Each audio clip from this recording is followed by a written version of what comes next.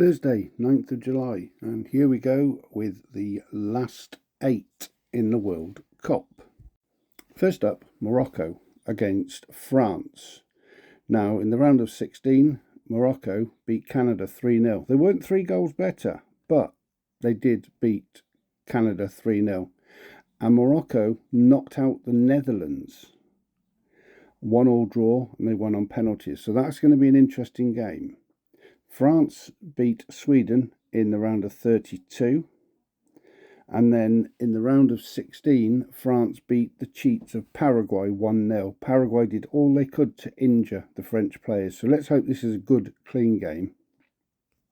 Of the last 8 teams, we have 1 from Africa, which is Morocco, 1 from South America, which is the cheating Argentinians, and 6 European teams. So this will be interesting. Tomorrow we have Spain against Belgium. Spain, as you know, narrowly beat Portugal with a very, very late goal, which was a good game. Considering it was a 0-0, it was a good game, which is quite funny. Belgium, I don't need to remind you, had all the hoo-ha of Balogun being reinstated. The first player in 188 red cards in the World Cup not to be banned since 1962, when bans didn't come into place. So his mate Trump turned it over, but they got turned over by the Belgians 4-1. The Belgians absolutely battered them, and it could have been more. And their reward was a trip to play Spain in Los Angeles. Next up, we have Norway facing England, much anticipated. Now, this game is basically a Premier League match, because nearly all the players in these teams are in the Premier League. Yes, I know some are in Europe, but it's basically a Premier League match. So if they aren't playing, they have been. It's going to be an interesting game. As I say, Norway beat Brazil, if you remember, Erling Haaland, and 78 or 79 and 80 something. And then Brazil cheated to get a last kick penalty for Neymar to do his goodbye. So Norway beat Brazil, but England, the first team ever to have a player sent off and win at the Azteca.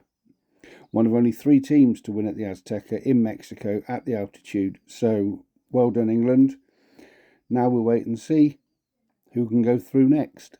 Finally, the 2 teams I predicted correct. Argentina beat Egypt 3-2 after some very controversial decisions. We'll have to wait and see what happens about that. But Argentina 3-2 winners over Egypt. And I predicted Switzerland and Colombia would be a draw, and Switzerland on penalties, which they did. They won 4-3. Colombia missed 2, and then Switzerland got the 4th, and that was it. Game over. My predictions are, this is going to be a tough one, because I think both of these teams, had they not met each other, would have met in the final. They met in the semi-final 4 years ago, and it's the quarter-final this year.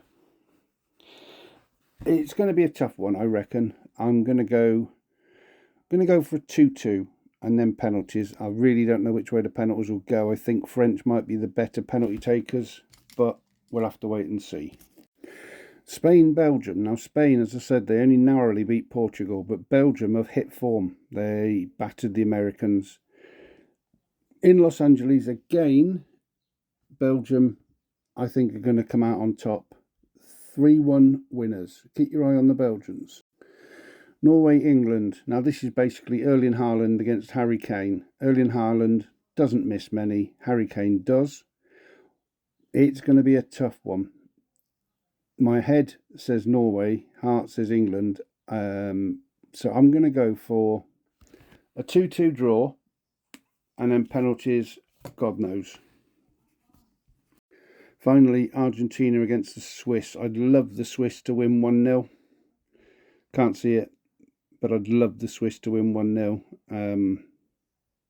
But I don't think that's going to happen. I think Argies have got the tail up, and they know they're going to be facing England next, or Norway. So I'm going to go for the Argies 3, Switzerland 1, because obviously FIFA's going to make sure that Argentina get through. Going to be an interesting game again, as I say. We'll have to wait and see. Argentina are already singing songs about the Falklands, which is quite funny. Why would you want to sing a song about a war that you got absolutely battered in? But we'll wait and see. Good luck to all the teams.